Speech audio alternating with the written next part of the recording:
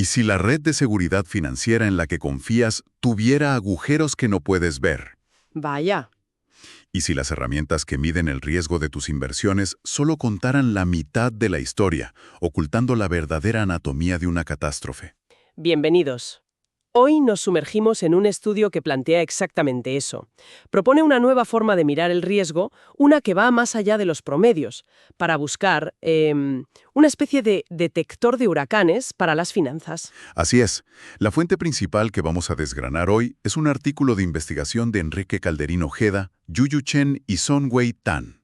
Y el punto de partida es audaz, ¿eh? Audaz es poco. Dicen que los métodos que usan bancos y aseguradoras para protegerse de los desastres a menudo son ciegos a la naturaleza real de esos desastres. Y no se quedan en la queja, que es lo bueno. Proponen una solución matemática para obtener una imagen mucho más nítida del peligro. Pues, esa es nuestra misión hoy. Vamos a meternos hasta el fondo para ver de qué va este nuevo método. A ver, primero, ¿por qué el mapa del riesgo que usamos hoy es defectuoso? Exacto. Luego, ¿cómo funciona esta nueva brújula? Y lo más importante, ¿qué nos revela cuando la ponemos a prueba en el mundo real? La pregunta del millón. ¿Podría cambiar por completo las reglas del juego? Pues vamos a verlo. Entremos en materia.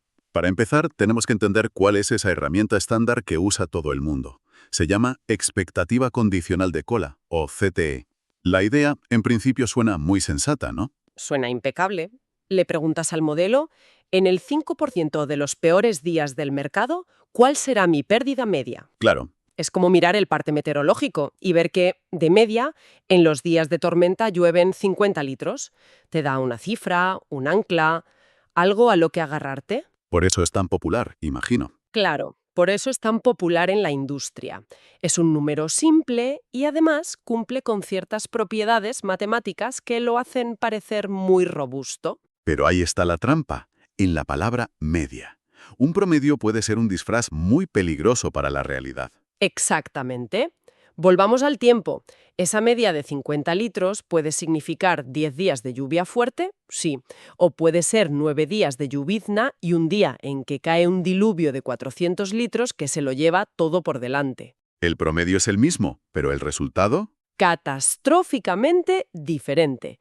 El CTT tiene ese punto ciego, no distingue entre una mala racha y un evento, pues, apocalíptico. Simplemente los mete en la misma coctelera y te da el promedio. O sea, te dice que de media te mojarás, pero no te avisa si lo que necesitas es un paraguas o un arca. Precisamente.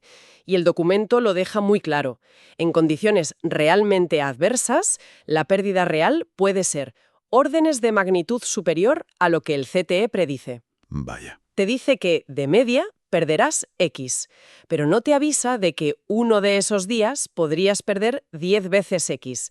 Es una falsa sensación de seguridad. Y aquí es donde la investigación propone dejar de mirar solo el promedio y empezar a analizar la forma de la tormenta. Eso es. Introducen un concepto más amplio, los momentos centrales de cola, o TCM. Es como pasar de esa única cifra de litros medios a tener, pues, un informe meteorológico completo. La idea de los momentos puede sonar un poco abstracta, Un poco sí. pero es bastante intuitiva si usamos una analogía. Imagina que queremos describir el riesgo como si fuera una montaña que tenemos que escalar. Me gusta, venga. ¿Qué sería el primer momento? El del CTE. El primer momento, la media, sería simplemente la altitud media de la montaña. Te dice que, en promedio, estarás a 2000 metros. Es útil, sí, pero no te dice nada sobre el peligro real. Vale, tiene sentido. ¿Y el segundo momento? El segundo momento, que en este estudio llaman varianza de cola o TB, te dice cómo de ancha o estrecha es la cima de esa montaña. Ah, ¿Es una meseta amplia y plana o es un pico afilado y peligroso? Mide la dispersión. en términos financieros sería... Sería, cuando las cosas van mal, las pérdidas están todas agrupadas en torno a ese promedio desastroso, o hay algunas que son mucho, mucho peores. Mide la volatilidad del desastre. Entendido. Pasamos de la altitud media a saber si el terreno es estable o traicionero. Pero es que van incluso más allá.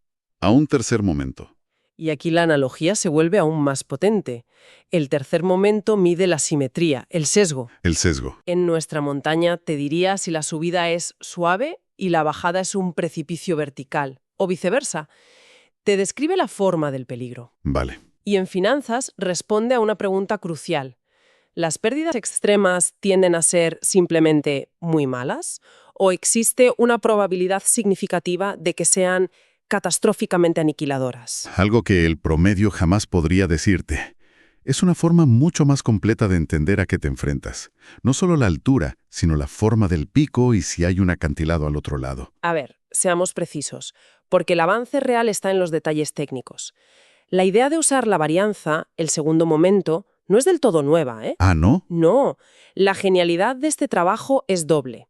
Primero, crean un marco unificado para analizar cualquier momento de orden superior. Y segundo, y esto es el verdadero motor del avance, desarrollan las fórmulas matemáticas para poder calcular todo esto de forma eficiente. Lo hacen para unos modelos estadísticos muy concretos. Exacto. Y para una familia de modelos increíblemente realista. ¿Te refieres a esas distribuciones de mezcla normal-media-varianza que mencionan? El nombre asusta un poco, ¿la verdad? Suena complicado, sí, pero la idea es brillante. Los modelos financieros clásicos intentan forzar la realidad a encajar en una curva de campana perfecta, y ya sabemos que los mercados no funcionan así. Para nada. Estos modelos son diferentes. Son como usar un set de curvas de Lego. Te permiten combinar distintas piezas para construir una forma mucho más precisa, una que captura las famosas colas pesadas. Esos crashes que ocurren mucho más a menudo de lo que la teoría clásica predice. Justo. Y las asimetrías. Conseguir que las matemáticas de los TCM funcionen con estos modelos tan realistas es el gran salto adelante. Pero, claro, un modelo matemático, por muy elegante que sea, tiene que enfrentarse a la realidad. Y aquí es donde la cosa se pone fascinante. Lo pusieron a prueba. Sí, y no con datos de laboratorio. Aplicaron su método a una cartera de 4 acciones que cualquiera conoce: Boeing, American Express, ExxonMobil y Chevron. Y en un periodo movidico. Desde luego. Eligieron un periodo de tiempo que fue una auténtica montaña rusa, de enero de 2020 a diciembre de 2024. Los resultados son demoledores porque cada lente, cada momento, cuenta una historia radicalmente diferente sobre quién es el verdadero villano en la cartera. Empecemos por la visión tradicional. Si solo miramos el CTE, el promedio del desastre, ¿qué vemos? Vemos una foto bastante estable, casi aburrida. El estudio muestra que, según el CTE, la contribución al riesgo de cada acción no varía demasiado. American Express, por ejemplo, es responsable de un 24% del riesgo total. ¿Un 24%? Es una foto clara, sí, pero, como vamos a ver, es una foto engañosa. Vale, el CTE nos da esa foto borrosa. Pero si esta nueva herramienta es una imagen en alta definición, ¿qué detalles nos estábamos perdiendo de American Express? ¿Qué pasa cuando aplicamos el segundo momento? ¿La varianza de cola? Pues que la historia empieza a cambiar drásticamente. A ver.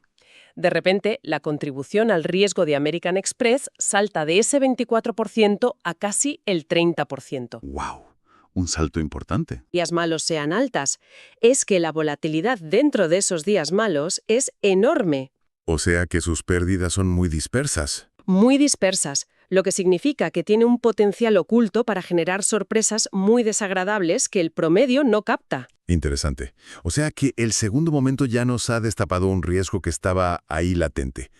Pero ahora viene el giro de guión. ¿Qué ocurre cuando aplicamos el tercer momento, el que mide la asimetría, la forma del acantilado? Aquí es donde la intuición salta por los aires. La contribución al riesgo de ExxonMobil se vuelve negativa. Espera. Has dicho negativa.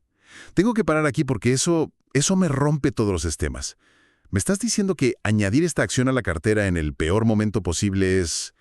Bueno, ¿cómo funciona eso? Parece un error del modelo. Suena a error, sí, pero tiene una lógica financiera profunda, aunque sea contraintuitiva.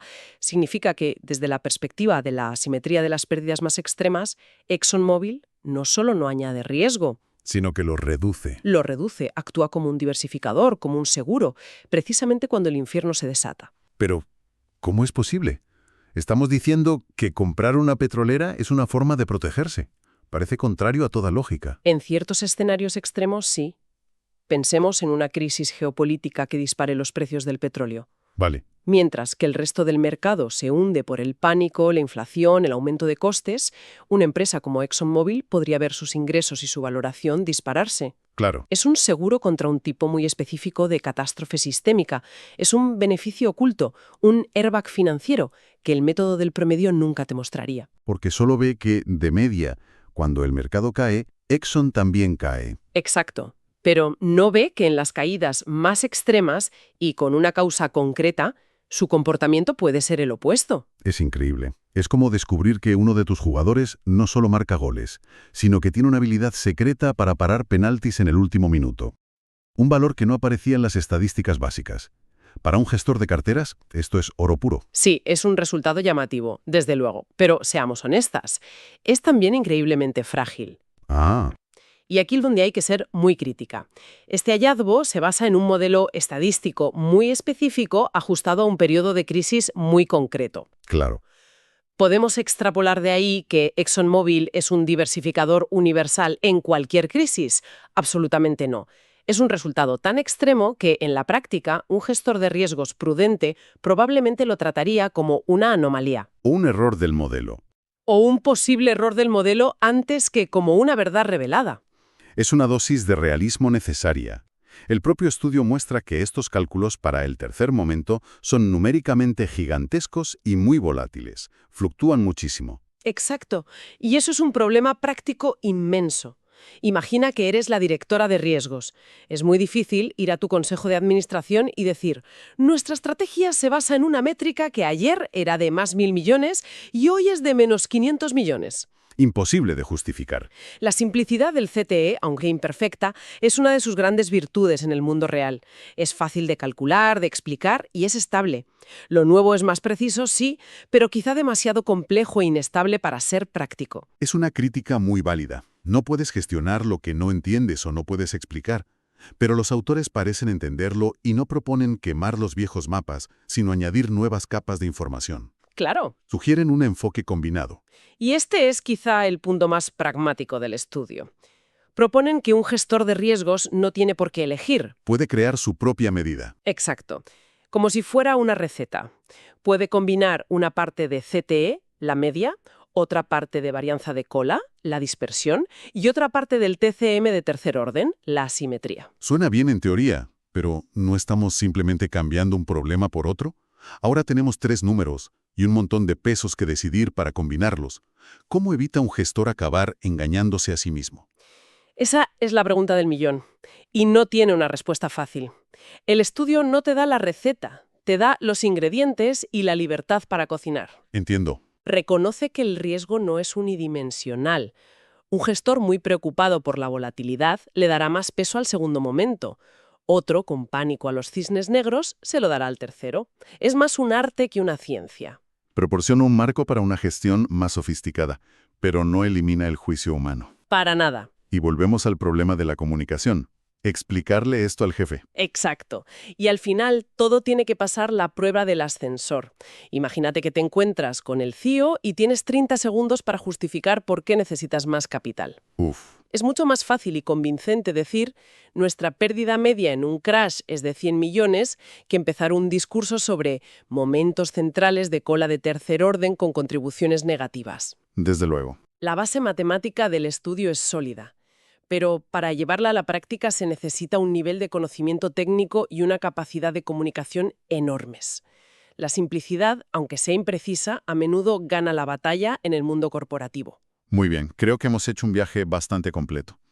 Si tuviéramos que recapitular las ideas clave que nos llevamos de este análisis. La primera y más importante es que las medidas de riesgo que usamos por defecto, como el CTE, son peligrosamente incompletas. Son como un titular. Sí, te dan el promedio del desastre, pero se pierden todos los matices cruciales sobre su intensidad, su volatilidad y su forma. Segundo, que existen herramientas para ver esa imagen en alta definición.